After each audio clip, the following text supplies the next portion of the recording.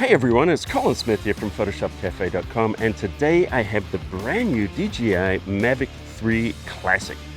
Now, full disclosure, this was provided to me from DJI in order to do a review. I'm not being paid to do this review, so we're going to look at three different areas. We're going to look at flight, we're going to look at video, and we're going to look at the camera. So far as flight, it has a 46-minute flight time.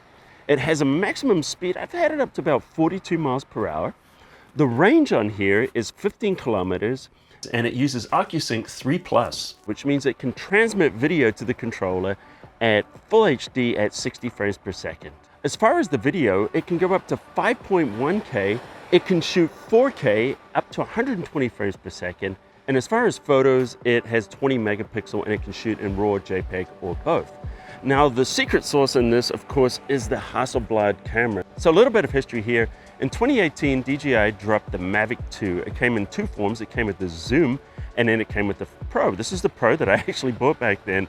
And the big thing about this is it has a Hasselblad camera on it. Now, Hasselblad is a very famous camera brand, started in Sweden, and actually was a Hasselblad that was used by Neil Armstrong on the moon.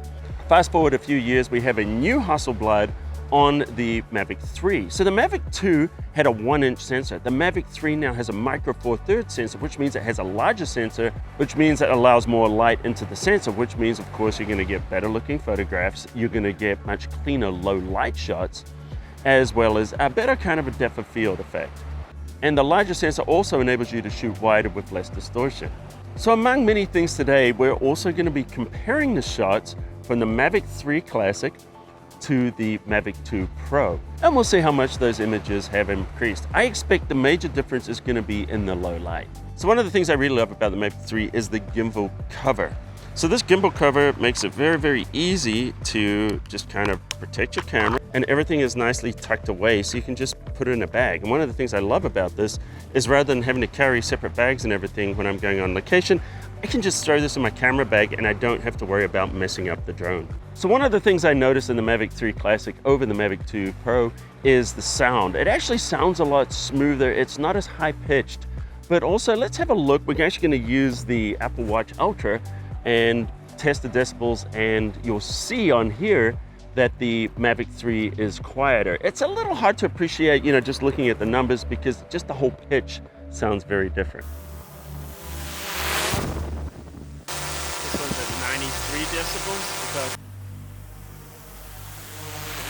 volume of this is 83 decibels. So for a long time now, these drones have been able to avoid obstacles and do tracking. So right now in the Mavic 3 Classic, we're up to APAS 5. So this is the 5th version of DJI's tracking. So I'm not going to go crazy here with this. I'm just going to fly through these trees here, these palm trees, which normally I would be too scared to do, let's be honest. But I'm going to rely on the obstacle avoidance, and you can set it to just stop or to go around the objects, and we're going to use it to fly through these trees and just kind of test it out.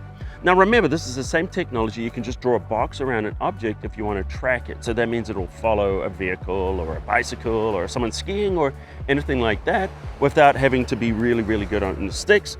We can just kind of follow it. Why don't we test this out with a boat?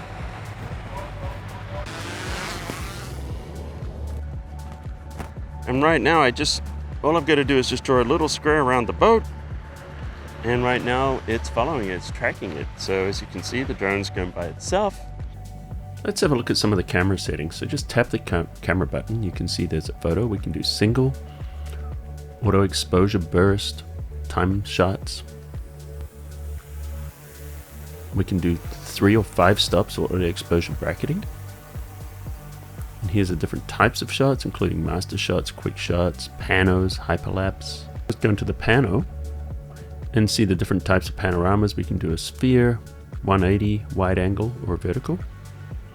And this will automatically create the shots for us. So notice it flies, it shoots the shots, but what it does is it puts in a folder. So it creates a finished panorama, but it also gives you the individual images so you can stitch it together in Lightroom or whatever you want yourself later. Right now this is shooting in JPEG. Of course you can change it to shoot in DNG. So the settings for the panos are separate from the regular photos. And here we can change it to RAW if we prefer. And if we go to Pro, that enables us to do manual settings on everything. And we have an 8 gigs internal, or we can shoot to the card. And this is where you would switch between the two. And we have the ability to do autofocus or manual focus. Tap to focus. Let's look at the video settings. Do normal slow motion, that's where you get 120. And just tap, and this is where we can change the different formats.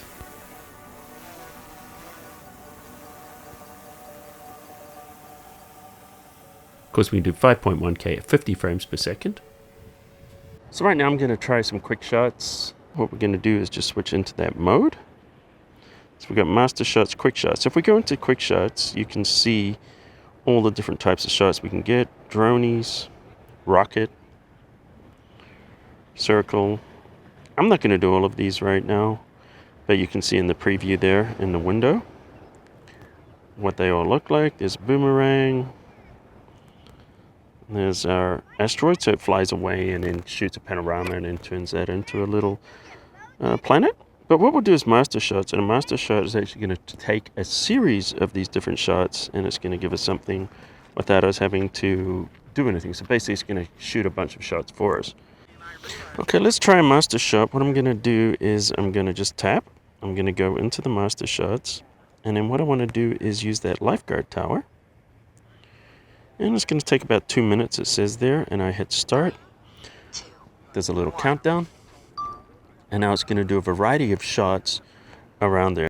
So as it starts, you'll see around the little X, it'll show the percentage complete. And will also show right now it's doing a droney. So it's going to go through a variety of different shots.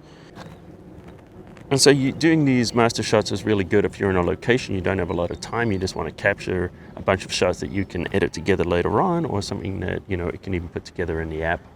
Or maybe you don't have a lot of experience, you can actually learn from these shots, see the kind of shots it does, and then practice moving in those ways, and then you're going to get your own shots.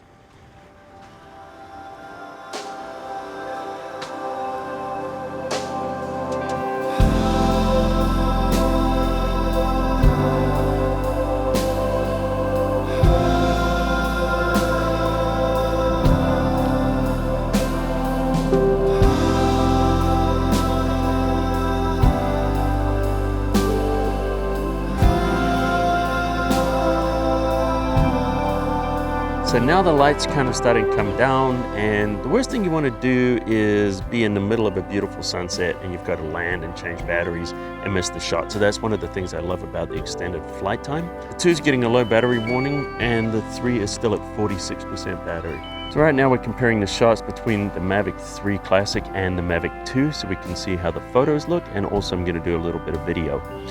So it looks like we're starting to see a little bit of color in the sky here, so it might be time to get flying again. Let's get some shots.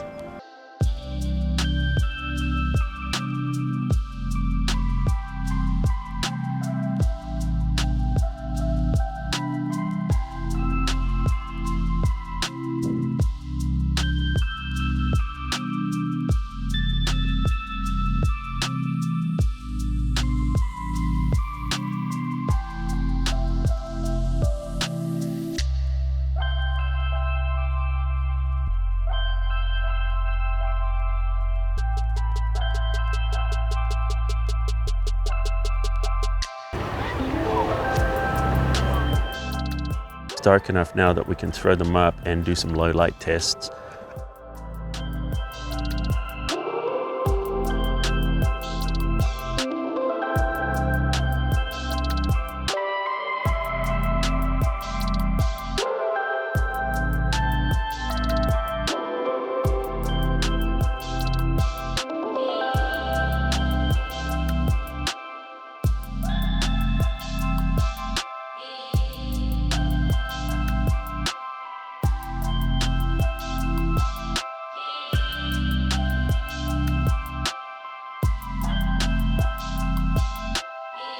Yeah, at this point it's pretty much dark now.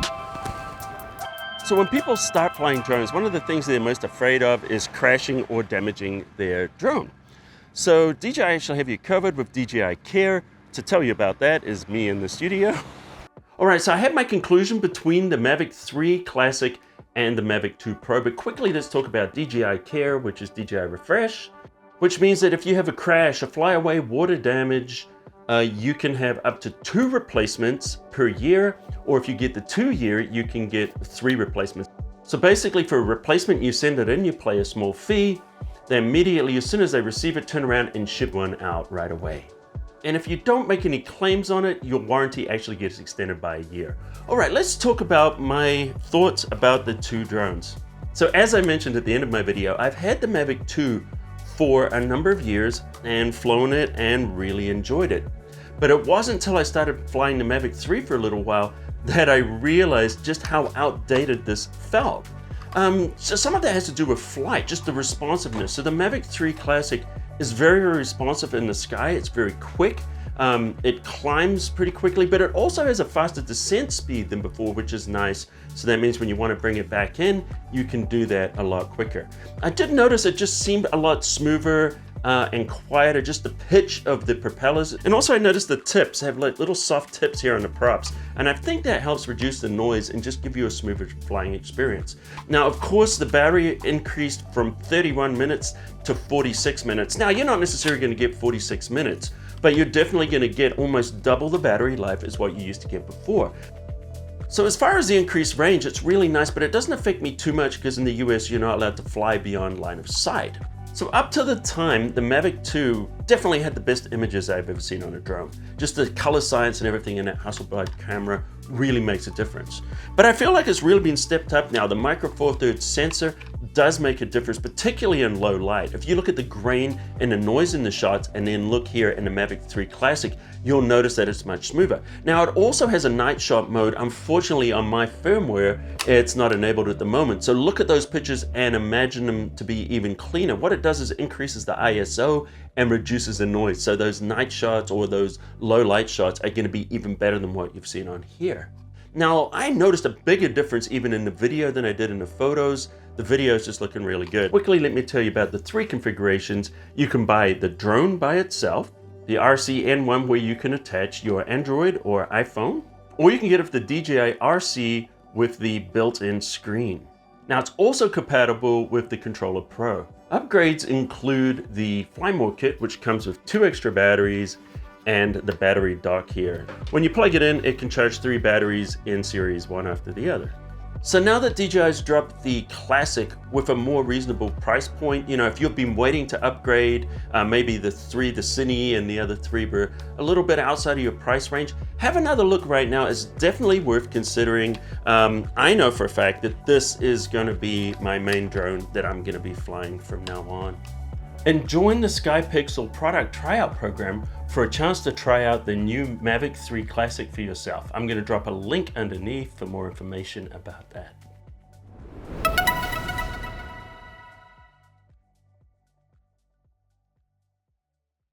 So thanks for watching this video. Let me know in your comments underneath, what do you guys think about this? Is it something that you're going to consider upgrading to maybe? Let us know. And by the way, I'll also drop a link there to the DJI Refresh. And if you're new to this channel, welcome to Photoshop Cafe. Consider hitting that subscribe button, turn on notifications, and you won't miss any of my videos. And do me a favor, smash that like button. And until next time, I'll see you at the cafe.